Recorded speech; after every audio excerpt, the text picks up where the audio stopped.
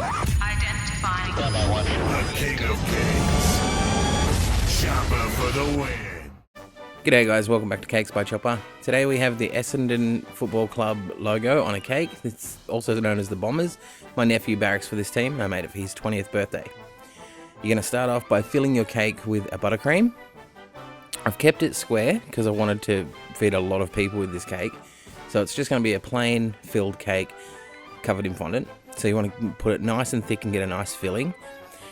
And because it was requested with strawberries and cream flavour, I just got a strawberry conserve and spread that all over the buttercream. It's important that you do the buttercream first because it's a lot harder to spread the buttercream over the conserve. Okay, then you're going to place your cake on top. Unfortunately, I broke my top layer, but it's okay. It just pushes back together and no one will know the difference. You're going to cover this in your vanilla buttercream. Strawberries and vanilla go really well with sponge cake. So if you're after a tasty cake, I recommend this one. Give it a good coating all over. Make sure you got all the corners and use the buttercream to flatten out the edges and fix any imperfections in your cake. Then you're going to prepare your fondant. I use the airbrush because I don't have access to the solid colours to cover the cake. So I rolled it out as thin as I needed it. If you use a solid coloured fondant, then just skip this part with the airbrush. But to get your fondant nice and smooth, you can ball up the excess, give it a rub around so it's smooth on the bottom of the fondant you're holding, and then rub it over your cake. And you can see there it just transforms the top of the cake from a bumpy surface to a nice smooth one. Just be careful not to get your fingers in it like I did at the side there. Then you can use a fondant smoothing tool to make the corners nice and sharp. And here's this step where I just use the black spray. This is an edible food dye that's specially for cakes.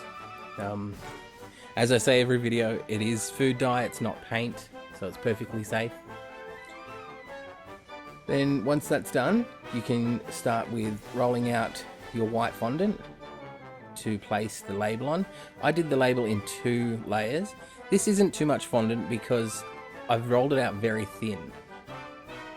So I just went around and gave it a line to see where I need to cut, trimmed it off, painted it with edible food dye, and then stuck that in the freezer. This is the base for the logo to give it a little extra touch, because I noticed just before I was about to put it in the freezer that it has a silver lining.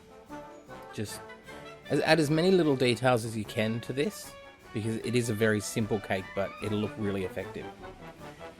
Then the same process for your jet logo. I think it's a jet, the Bombers. Is it a jet, Dill? Yep. Yeah. Okay, so we have it from the master here. It is a jet. Roll it out as thin as you need it. Cut it. Trim off all the edges. I found it easy to do it as a solid shape and then remove the little pieces. I didn't have to worry about it dragging the fondant and everything. Then just peel your template off. Now using the offset spatulas and moulding tools, I gave it the detail lines it needed. And this helped when I was colouring it later on. You can leave the template over the top and lightly press them in so you've got it perfect. I just did it by hand. Then once that's done, you can start applying your colour. I did the black outline, then went through. You'll see the next step is diluting some of the black to make like a murky grey and giving it the shadows it needs. It's always good to have the template right next to you so you can follow it perfectly. Because I actually forgot a bit, and it was pointed out the day we cut the cake that I'd missed the black part on the nose.